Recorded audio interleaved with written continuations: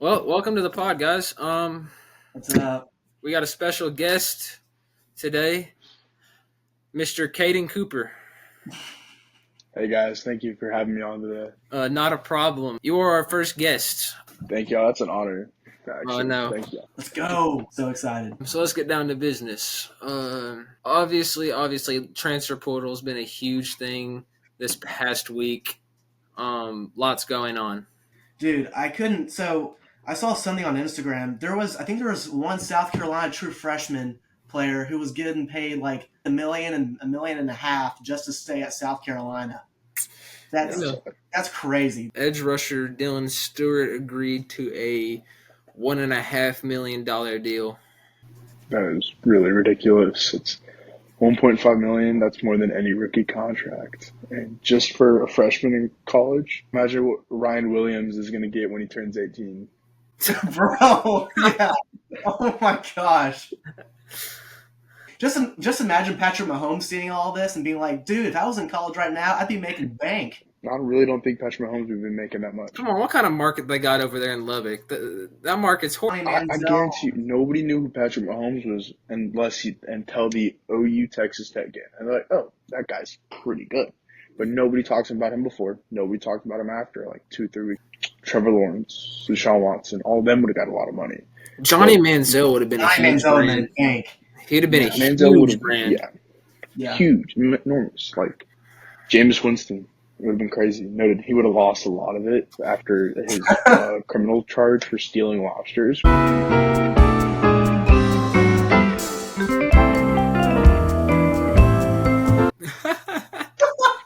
Give him the Red Lobster NIL package. And recently there's been a high schooler, Bryce Underwood, the number one recruit in the country, agreed to a $10 million deal.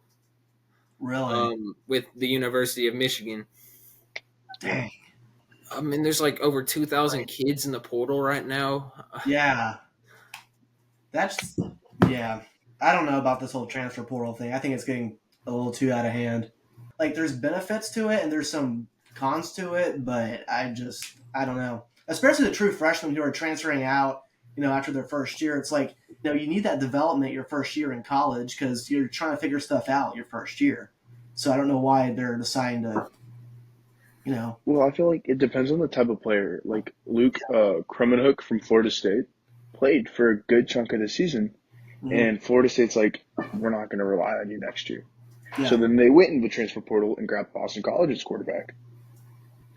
For him, that makes total sense to go to a school that he knows he's going to play at for the next 2 to 3 years. Right. Yeah. It just all depends on the circumstance, It's a sense of job security for most of these kids. They want, first and foremost, to be able to compete. They want to win. Mm-hmm. But they also want to play at the highest level. They want to play on the national stage. Yeah.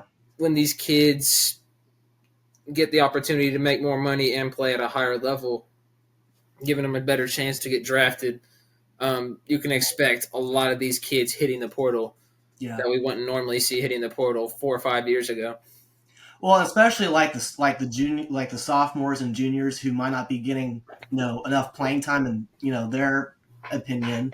I think it's a good thing that they should transfer just so that if they're not getting enough playing time, they can go somewhere else and get the reps and repetition that they need. Because essentially, when you go into college football, I mean, your goal is essentially get to the NFL. I mean, that's who doesn't want to get to the NFL when you're in college, So, because that's just kind of like the landing spot. But I think we have really lost what student athlete really means. Yes. Yeah. And that's just it's just lost. We don't know what that is anymore.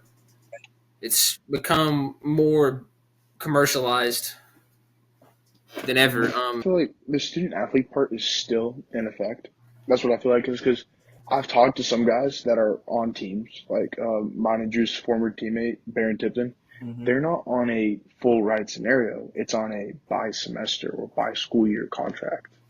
Mm-hmm. So if they don't perform well in class, then they don't get their contract back. They could be one of the best players in the nation, but they don't perform in the classroom, no school's going to grab them because, like, we can't justify paying you to come here and we can't justify paying you to play You can be one of the best players in the nation.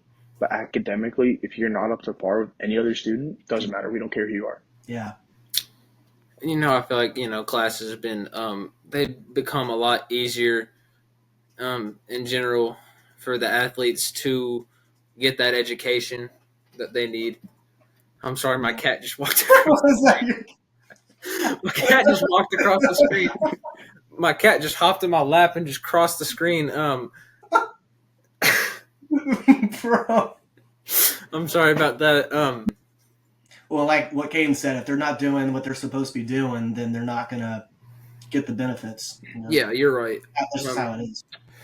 Are there any people you see in the portal making an immediate impact for their school? Well, I did see that Micah Hudson went over to my Aggies, so we'll see how that goes. To be fair, he didn't play that much for a very average Texas Tech team. Texas Tech team, yeah. I don't know. We'll see. I feel like I think it's Luke Hazy, the old Texas A&M tight end. Mm-hmm. I think he's going over to Arkansas with Big Suey, and I feel like he's gonna have an immediate impact, especially with Arkansas's tight end leaving to go to Ole Miss, which is honestly Ole Miss. There's something going on with Ole Miss and Arkansas players because I think it's either 6 or 7 Arkansas backups or starters are transferring over to Ole Miss. No, it's like which makes sense. They got whooped on. We got whooped on like 60-30 this year, but you don't see anybody doing that to like Alabama or Georgia. 7 players. Y'all got like a little pipeline going there. And I think y'all got a A&M tight end, Jaden Platt, I think. Yeah, that's probably what it is. Yeah, I think y'all got him. Yeah, Luke Hayes was the one that went to. I think he's the one that went to Ole Miss. Yeah. My Bears got Jacoby Prentice. Yeah. So that'll be a fun addition. Yeah. The number one Baylor QB. Bears? Yep, Baylor Bears. Hey, y'all got a good quarterback coming up. Actually, you guys a pretty good recruiting class, just in general. Yeah, I'm from Waco. Unfortunately, I've dealt with a lot of bad football in the past. Oh no, Maybe he'll lead y'all somewhere. Our guy this year was top 5 in the country in QBR. So I mean that was nice. Yeah. But the number 1 quarterback in the portal committed to Oklahoma today, Washington State's John Mateer. 44 total touchdowns, almost 1,000 rushing yards on the ground, 15 rushing. That's crazy. 30 passing touchdowns. He was rumored to have a $1 million deal already before he hit the portal. That's really interesting. Will he be the closest we ever see to the second coming of Manziel? I mean, try to make you gotta wait till Manziel has a kid, of course. Yeah. We might be waiting a minute for that one, Caden. I don't know about that one. Fulfill the legacy. Oh yeah. Okay, so we're gonna get to bowl games and the playoff games. That we have selected. There was one that just happened. Mm-hmm. James Madison on Western Kentucky. James Madison, I believe, really controlled the line of scrimmage. James Madison, they had 394 total yards of offense. They passed, so Western Kentucky, they passed for 302 compared to 182. And then James Madison rushed for 212 yards, and they averaged around 5.6 yards per play. So they pretty much dominated the line of scrimmage. Yeah, the Dukes have been nothing short of dominant since they have gotten to the FBS level. James Madison, passing, the quarterback, Veltkamp, he threw for 302, had 2 passing touchdowns. He was 25 for 39 on the night, so pretty good for Western Kentucky. Sorry. And then passing for James Madison, they had Atkins had a passing touchdown. He threw for 181 yards. He was 16 for 23. So Western Kentucky, they passed for a good margin, but I think James Madison just made more plays with their more skilled players. Mm-hmm. Always been a air raid school. Especially with Bailey Zappi breaking the passing touchdown record a couple years back. For all of NCAA. Yeah. Yeah, that game didn't really surprise me much. I'm still perfect on my bold picks on ESPN. So Well, and considering the game, like both teams, like both programs haven't been bad at all the past couple of years. I mean, sorry, Caden, but Western Kentucky did beat Arkansas back in like 2019, but that was like 6 years ago, so we don't repeat. Arkansas hasn't been great the last couple of years. But no, Western Kentucky's been pretty good over the past couple of years. So has James Madison. We'll get to the playoff games. We'll get to the real show, which y'all all prepared for, of course. Which leads me to our next game. Is it SMU and Penn State that's next in that order? Yeah. Yes. Yep. Which I think this could be a very interesting game, considering that both teams had a pretty weak schedule. It's in Happy Valley. I don't think SMU has not had anything to that caliber in years. Years? No, not of course not. But I think the biggest stage they just played in was the ACC championship. That's the biggest stage they played in since the 80s, 90s. Well, the fact I take in is that James Franklin can never win the big game. I mean, the last time they beat a top 10 or top 5 team was back in 2016 when they beat Ohio State. So, but when was the last time SMU beat a top 15 team? SMU can beat number 17 Clemson in the ACC championship at Camping World in Orlando, and it's not that big of a stadium. To be fair, it took like an insane. Like they came back, and then it took an insane return from Clemson to. But for number 4, what were they? Number 4, number 3? I thought it was like they were pretty high. A top 5 team to go up against a number 17 team, struggling Clemson. SMU is this powerful team everyone was projecting. It's a little interesting. You think they would have walked through Clemson.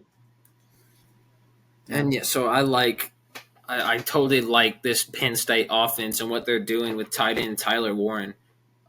Just to see the things they've done with him. I've seen him running the ball. I've seen him catching it. I've seen him throwing it. Well, he played really well against Oregon, I thought. Yeah, I agree on that. And they were able to run the football. Both teams were able to run the football in that game, but I thought Penn State kind of tried to impose their will a little bit in that game. I thought that they played pretty well. And I feel like that's a Penn State brand. They've had several good running backs in the past couple of years. Yeah. Saquon Barkley, Miles Sanders, just to name a few. Yeah. I feel like you go. So it's gonna be the first time that Happy Valley's hosting a playoff game. It just seems like James Franklin can never get over that hump of winning the big game. He can never beat Ohio State. He can never beat just any big team when it comes to big scenarios.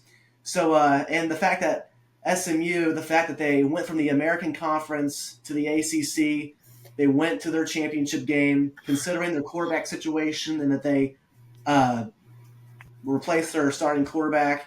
I'm taking the upset. I'm going SMU. Oh, wow. Penn State and Happy Valley. Give me the Mustangs. Caden's like, you messed up. Hot take right there. That is a very hot take.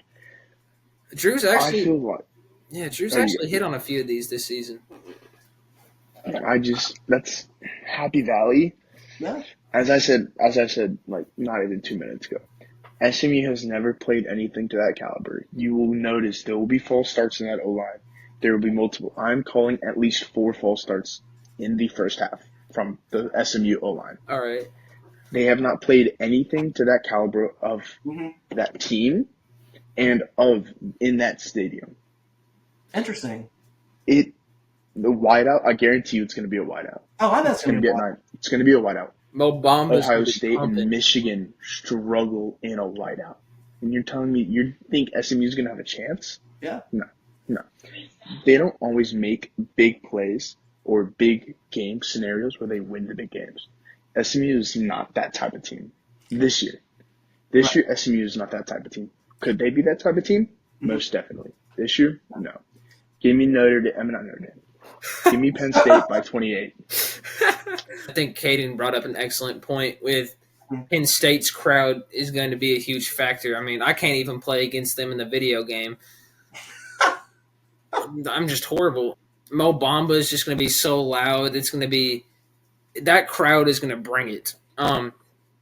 and there's talent on both on every side of the ball for the Penn State Nittany Lions.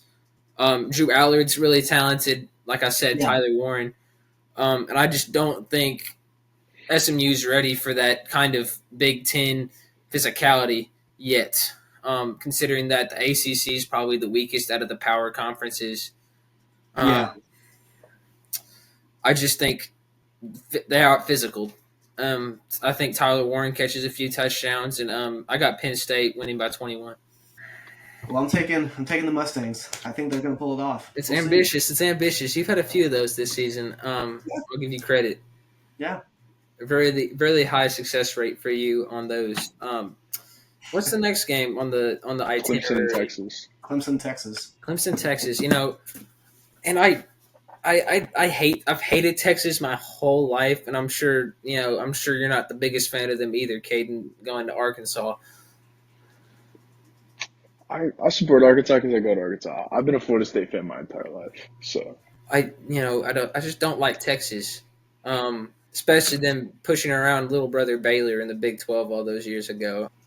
Hey, don't worry, A&M's going to be getting it for the next couple of years. Oh, be quiet. So you're just passing the torch right along. Be quiet. Be quiet. Don't listen to them. Arkansas put up a better fight against Texas than A&M. Well, Florida State didn't do too hot this year either, so. Florida State did not do too hot, and I'm not talking about Florida State. I was talking about Arkansas. So. What was the score down in Arlington in 2024 between A&M and Arkansas? I forgot. Wasn't it 21-17 A&M? Yeah, I mean, my fault. I think that was the score. Ranked, what was it? Weren't y'all top 15 now? Actually, we were number 24, I think. 24? Okay. Yeah. Top 25 team. Unranked Arkansas. We didn't upset Tennessee yet. We just lost a major game against Oklahoma State in a way that a non-ranked team would. I really think that a so great A&M would have put up a... Back to Texas and Clemson, though. Gotta love the banter between y'all two. I feel like the SMU, like just how SMU and Penn State, Clemson hasn't played at that caliber this year. Has Clemson in the past? Yes. Clemson has made the playoffs, majority of the playoffs the last couple of years since the playoffs have became a thing. They've competed in the national championship multiple times. They've won 3 national championships, way more than Texas has in the last couple of years. But the problem about Texas, it's at UT. It's at Longhorn Stadium. Them horns are going to be up. The cannons are going to be firing. Crowd's going to be rowdy. Texas is just too much of a talented team with the quarterbacks they have in the backfield especially. Quinn Ewers, I'm calling it. He's not going to perform at one point in this playoffs, and they're going to get rid of him. Man, did someone hand him a script? That was beautiful. Quinn Ewers is going to get handed off, and Arch Manning's going to win them the national championship. Wow.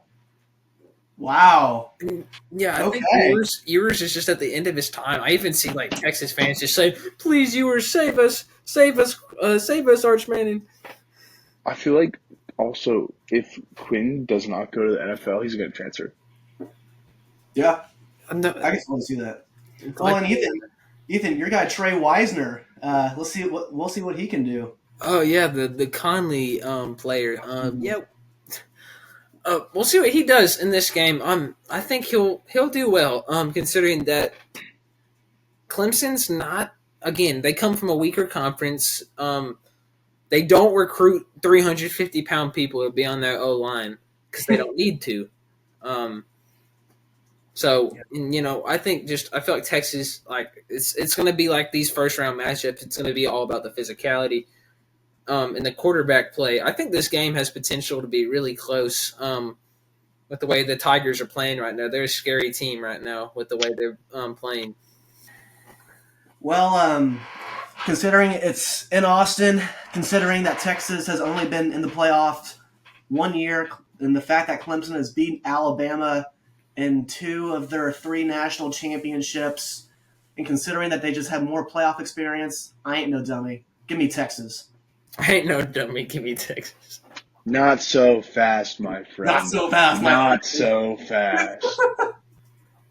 No, I totally agree with you. I think Texas will win this game. Yeah. Texas, just this year alone, has more experience against top 10, top 15 teams. Texas, yeah. As Noted. much as I Said don't, experience were 2 losses to Georgia. And I'm not going to lie, like, Texas's schedule was completely scripted, I think, to just kind of pull them into the playoffs. That's just my opinion. I think something salty for losing to Texas in the last game of the season to not let them go to the SEC championship. I'm salty that a guy I went to school with, this lowly 4A school, cooked him. No, I'm not saying he's bad. I'm just saying, just overall, let's take a look at their schedule. Okay, He's salty. they played Colorado State. It isn't very good. They played a very average, not really good Michigan team, even though they beat Ohio State. I give them that. They played UTSA. So already their first 3 games, they really didn't play anybody considerably. Then they Look played. at the scores on those games, though. What are the scores on those games? Blowouts.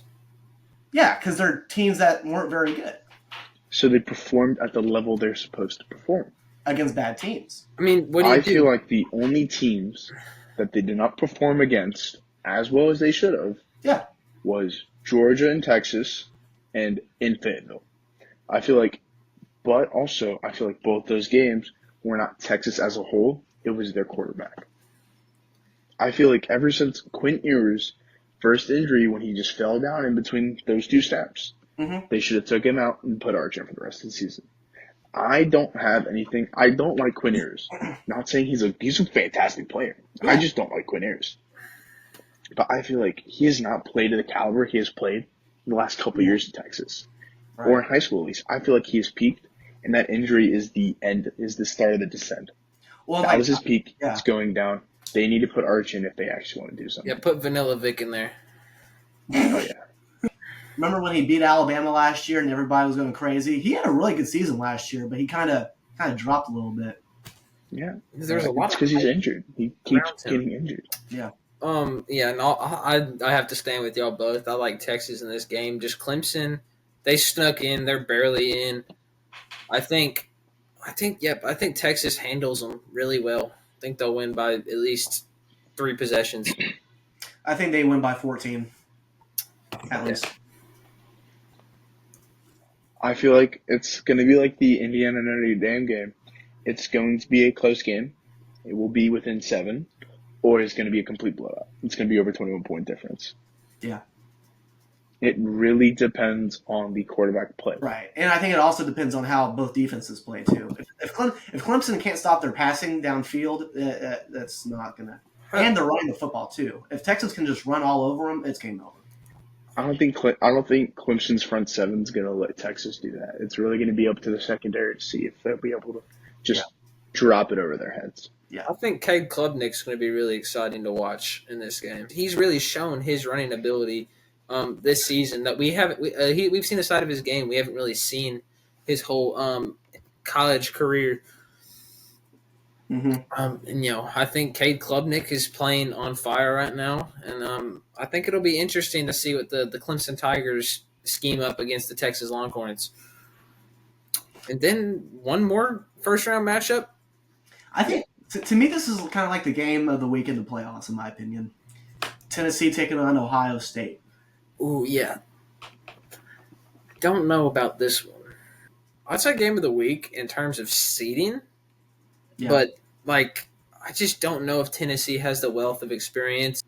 It's like, Ohio State is like that team is like, Mommy, I want that toy.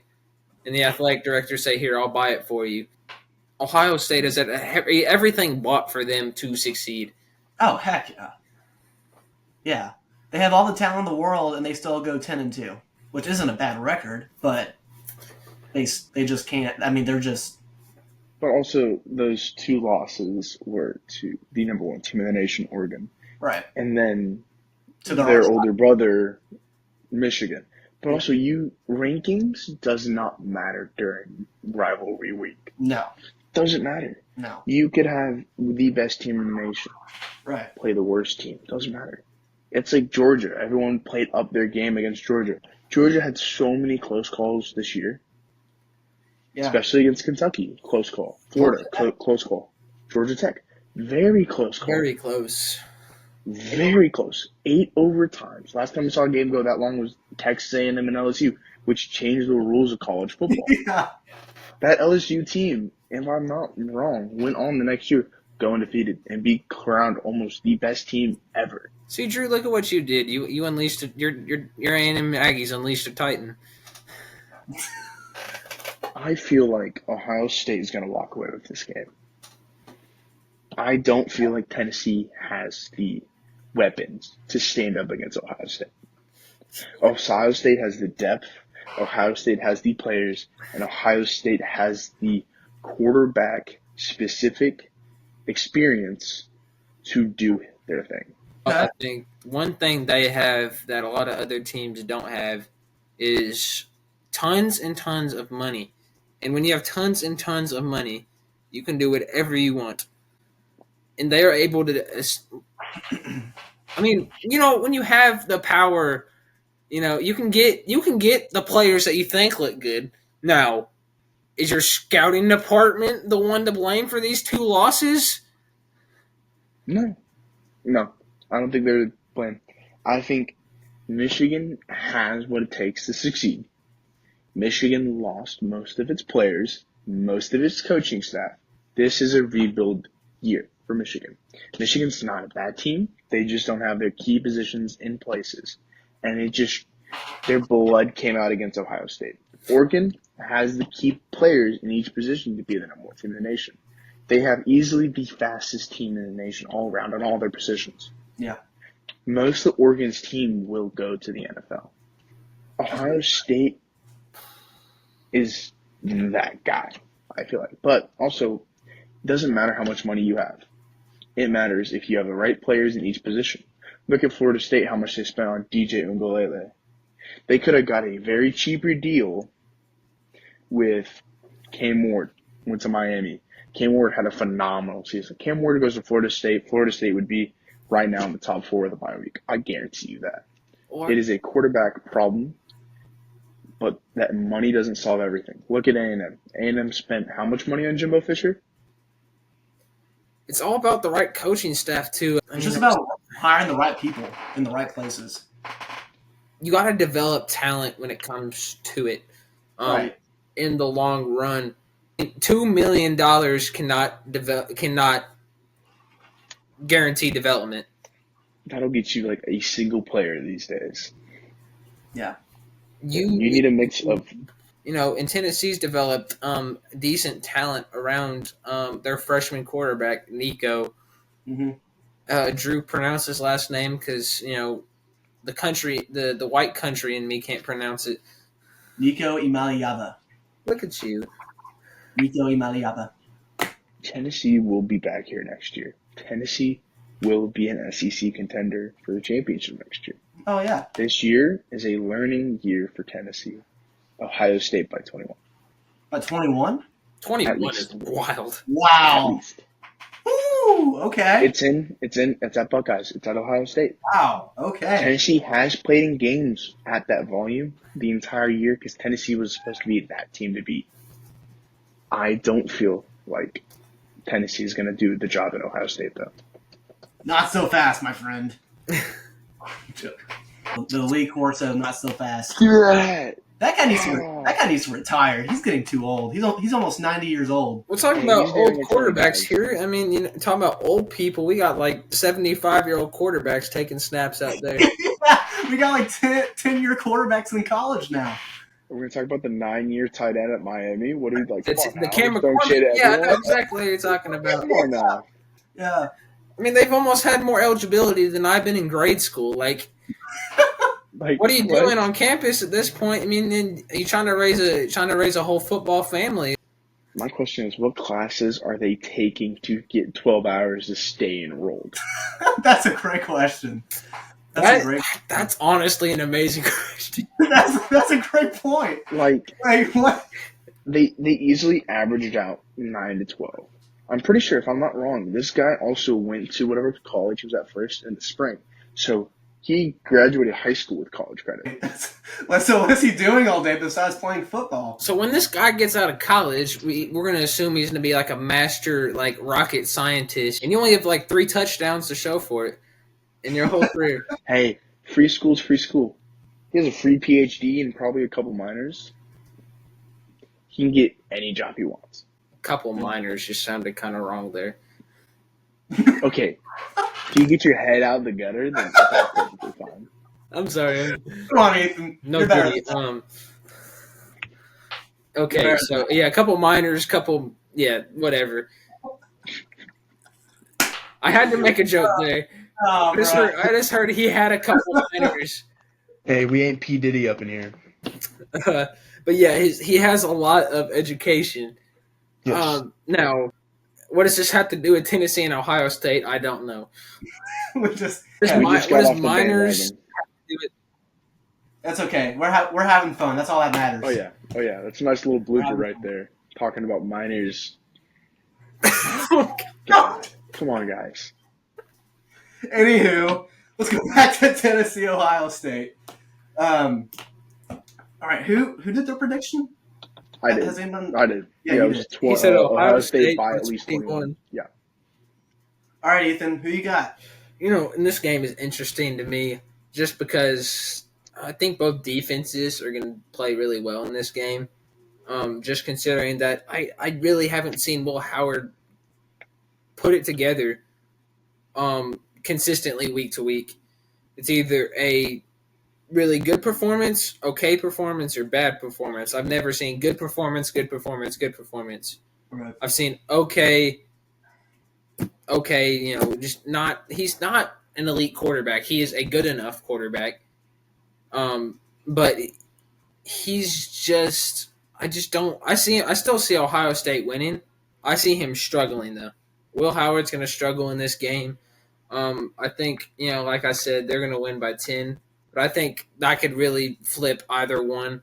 Either one could really win in this game. I see Ohio State by 10, though. Ohio State, on paper, is the better team. Ohio State is at home, ranked number 6 in the country, or in the playoff bracket. Tennessee comes in number 7. Both teams are 10-2. One team coming from the SEC, and then the other coming from the Big Ten. You got Will Howard, who's, like you said, Ethan, kind of like an okay quarterback, and then you got the freshman Nico Imaliyava, who, hasn't been very kind of like Will Howard, hasn't been very consistent, but when his game's on, he can ball out. But the not so fast, my friend, is going to come into fruition because good old Rocky Top, Tennessee. Give me the Volunteers. That's I don't think I went with an underdog at all today, which is uncharacteristic for me. Drew, you went with 2 today. I don't think I went with any. I don't think I did not go with any. You're feeling really bold this weekend. I don't know. I just think Nico's gonna. I think this is just gonna be one of those games where he pops off and takes care of business on the road. I think it can go either way. Ohio State was like a very safe pick for me. More of like a safety net type of pick. I don't see. I don't really have a sure thing for which team I really want to win. Well, and if Tennessee is going to win, they've got to shut down Jeremiah Smith. If they don't, that's game over. Right. Seriously, if they don't stop him, it's no. And then the running game has been really good too this year. Trayvon Henderson and Quayshawn Jenkins, the Ole Miss transfer, has ran really well this year. So, golly, I got torched by that run game on NCAA, and Drew just was having his own way. So that run game is going to be really good, no doubt. I feel like that was a very hybrid of Pat McAfee and Lee Corso right there. That little not so fast, and then singing a school song. I should have wore a cowboy hat. This hat's a lot better. I like it. Drew, you got a compliment on that hat the other day when I posted one of those reels. Yeah. Didn't someone say on YouTube that I like your hat or something like that? It was one of my friends who's a YouTuber. Yeah. Said, "Oh man, who's this guy wearing the MAGA hat?" And I think we touched a bit on everything that needed to be covered today. I think this is a wonderful place to stop. Yeah. Thank you once again for Caden to coming on. Of course. Thanks, Thank dude. Special y'all. guest. Thank y'all. Really appreciate it. If you ever guys Yeah. want me on here again, just have Drew get in contact, and I'll try to make something work. All right. Yep. And that was Always Talking Ball. We did not get the intro in, Drew, you know. No, we didn't. Dadgummit. Go ahead. We can just edit that in. Yeah, we can edit that. Allison.